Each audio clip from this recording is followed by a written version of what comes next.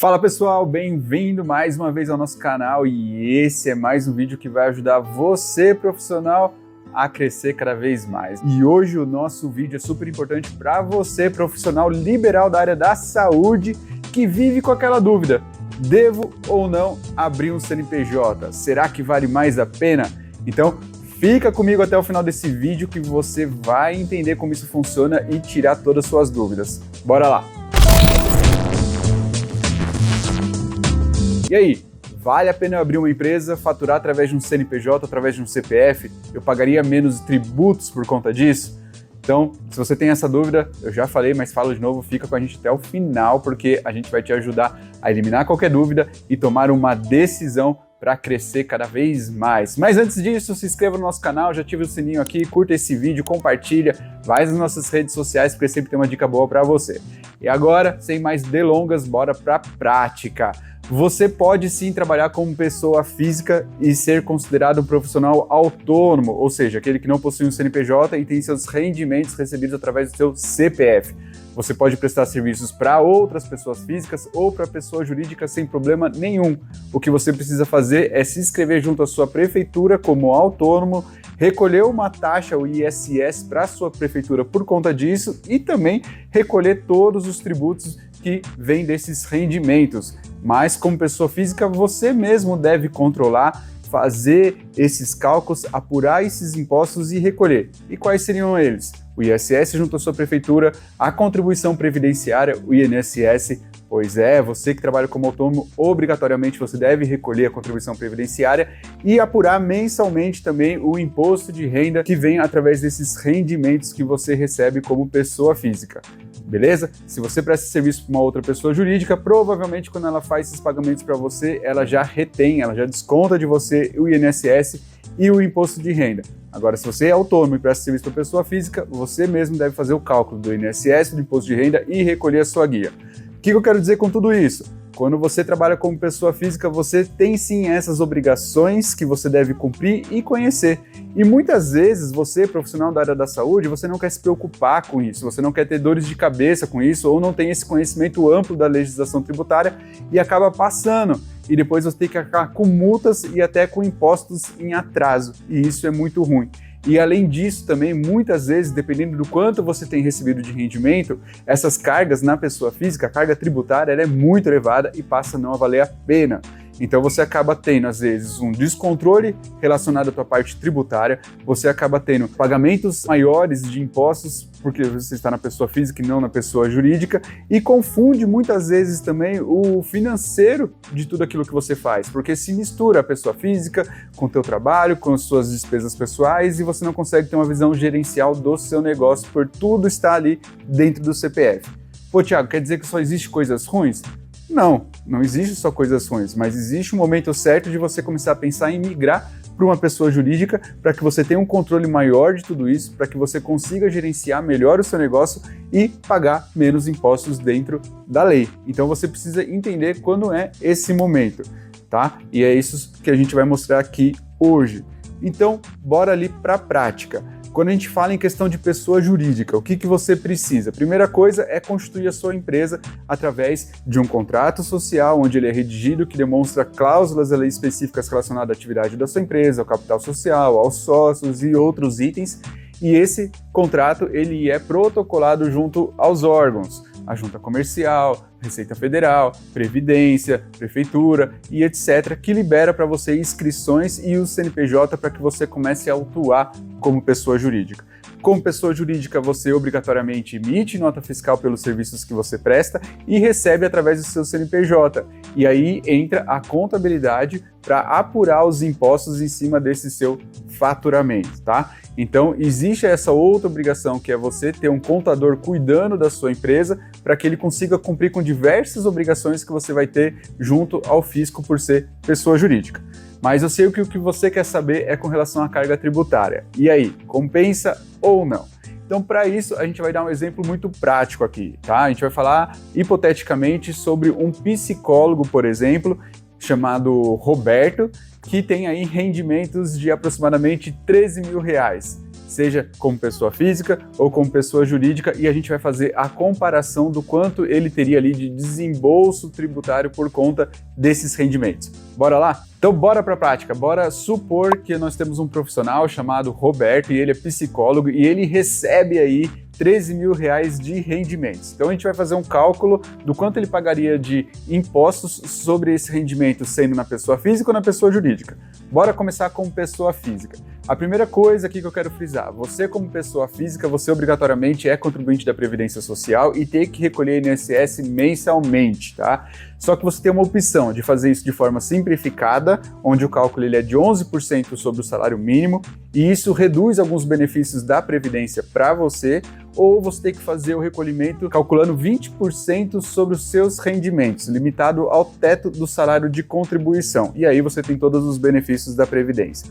No nosso caso hipotético, nós vamos supor que o Roberto optou por fazer o recolhimento em 11% sobre o salário mínimo, fazendo um recolhimento menor ali de INSS, porque ele não se importa com todos os benefícios da Previdência. Beleza? Então, bora lá. O Roberto teve 13 mil de rendimentos tributáveis dos seus atendimentos como psicólogo. Então a gente falou que ele vai ter que recolher a primeira coisa, INSS mensalmente de 11% sobre o salário mínimo, que hoje é 11% sobre R$ 1.518, que daria aí, em média R$ 166. Beleza? E agora ele vai ter o quê? O imposto de renda sobre esses rendimentos. Qual que é o imposto de renda? É o valor de rendimento que ele teve, menos INSS, a gente chega na base de cálculo do imposto de renda, vai para a tabela da pessoa física, identifica a alíquota e a gente vai chegar no valor devido, que no caso aqui do Roberto, o valor devido do imposto de renda é R$ 2.523. Então, se a gente considerar aqui na nossa conta o rendimento de R$ 13 mil na pessoa física, o Roberto ele vai pagar mensalmente INSS no valor de R$ 166 e também o imposto de renda de R$ 2.523. Totalizando então de carga tributária no mês, de impostos aqui no mês, o valor de R$ 2.690. Então, como pessoa física, tendo um rendimento de R$ 13 mil, ele pagaria ali mensalmente R$ 2.690. E isso nós estamos falando apenas de INSS e imposto de renda. Lembrando que com a inscrição dele na prefeitura como autônomo, ele também vai ter que recolher o ISS. Algumas prefeituras isso é trimestral, anual, mensal e também varia o valor, beleza? Agora, vamos fazer o cálculo considerando o Roberto na pessoa jurídica. Bom, pessoal, o Roberto como pessoa jurídica, por ser uma atividade de prestação de serviços da área de saúde, ele pode se enquadrar num regime tributário que a gente chama do Simples Nacional. E pensando aí num planejamento tributário que é possível fazer para quem é dessa atividade, a gente consegue enquadrar o Roberto na menor alíquota das tabelas para prestadores de serviço dentro do Simples Nacional. Para isso, o Roberto ele vai precisar ter o que a gente chama de retirada de prolabore, que represente 28% do faturamento dele, tá? O que é o prolabore? É como se fosse o salário do sócio, tá? Uma folha de pagamento, como ele não vai ter funcionário, mas ele tem o pagamento, o salário dele como sócio. E esse valor vai ter que representar 28% dos seus rendimentos para que a gente mantenha ele na menor alíquota possível ali dentro do Simples Nacional. Isso é o chamado fator R, beleza? E sobre esse valor de prolabore, sobre esse salário, o Roberto ele vai pagar imposto de renda, caso ele atinja ali o limite acima da isenção, e também vai fazer a contribuição previdenciária dele, ele vai recolher INSS sobre esse valor. Uma vez que ele é sócio de empresa, ele se torna um contribuinte obrigatório da Previdência e tem que recolher INSS. Beleza? Então a gente tem essas informações. O Roberto ele vai ter um rendimento de 13 mil ali, da mesma forma como pessoa física, agora na pessoa jurídica, e ele vai ter que ter um prolabore que represente 28% desse valor, que seria então R$ 3.640, tá? Então bora começar os cálculos. Considerando então esses valores, o Roberto tem aqui faturamento de 13 mil agora na pessoa jurídica e um prolabore de R$ 3.640. Vamos lá. O que ele vai ter de imposto? Ele vai ter o INSS, que vai incidir sobre esse prolabore, que o INSS ele é de 11% sobre o valor do prolabore, ou seja, o INSS dele vai ser de R$ 400, beleza? Então esses R$ 400 é 11% sobre o valor do prolabore. Sobre esse valor de prolabore, vai ter também a incidência de imposto de renda. A gente considerando esse valor, ele sai da faixa de isenção. Então, sobre o valor do prolabore, ele também vai ter pagamento de imposto de renda no valor de R$ 31, beleza? Então, ele vai ter INSS mais imposto de renda sobre esse prolabore. e agora ele vai ter o imposto sobre o faturamento dele, que vai incidir sobre esses 13 mil reais que é o faturamento dele. Esse imposto dentro do Simples Nacional é chamado do DAS, o famoso Simples Nacional, que a gente fazendo esse planejamento vai ser de 6% sobre o valor aqui dos 13 mil reais, tá? Ou seja, ele vai pagar de DAS o valor de 780 reais. Então a gente já falou que sobre os seus rendimentos ele vai ter o DAS, que é 780 reais, e sobre o Prolabore ele vai ter o INSS mais o imposto de renda. Como pessoa jurídica, obrigatoriamente ele vai ter que agora ter uma contabilidade para auxiliar ele para entregar todas as obrigações que o fisco exige e também a apuração dos seus impostos. Vamos supor aí que em média ele pagaria uma mensalidade aqui de R$ 395 reais para uma contabilidade, ok?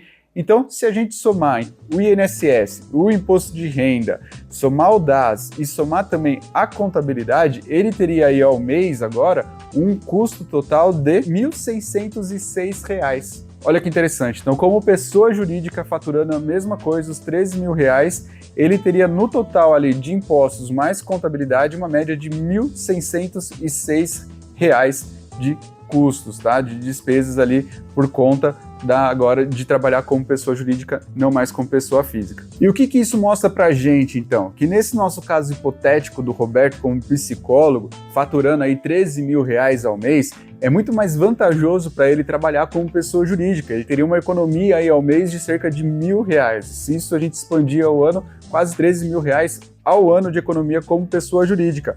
Além de ter um maior controle sobre o seu negócio, de conseguir olhar para ele de uma forma muito mais profissional por conta de todo o relatório contábil que ele vai receber da sua empresa e conseguir administrar melhor o seu negócio, separando aquilo que é da pessoa jurídica, aquilo que é da pessoa física, buscar mais rentabilidade e lucratividade para o seu negócio, que afinal de contas é tudo isso que a gente precisa. Sem falar, né, com relação à carga tributária, que fica muito menor e é o que todo mundo quer também, que é pagar menos impostos. Então assim, pessoal, espero que tenha ficado claro como funciona essa questão de pessoa jurídica com pessoa física e tentado explicar um pouquinho como que a gente deve observar qual é o momento certo de fazer essa migração. Mas, lógico, eu sei que existem diversas outras dúvidas, diversas outras nuances e detalhes que talvez você ainda não entendeu e quer saber. E para isso, eu te convido a escrever aqui nos nossos comentários qual é a sua dúvida, como que a gente consegue te ajudar, porque pode ter certeza que a gente vai te responder, ou se você quiser chamar a gente diretamente para trocar uma ideia, faz isso também. Beleza? Então não se esqueça, se você curtiu, né, esse assunto, se você gostou desse vídeo, deixa o seu like aqui, compartilha com seus amigos, faz a gente crescer nessas redes sociais e conta com a gente para descomplicar o seu negócio. Abraço!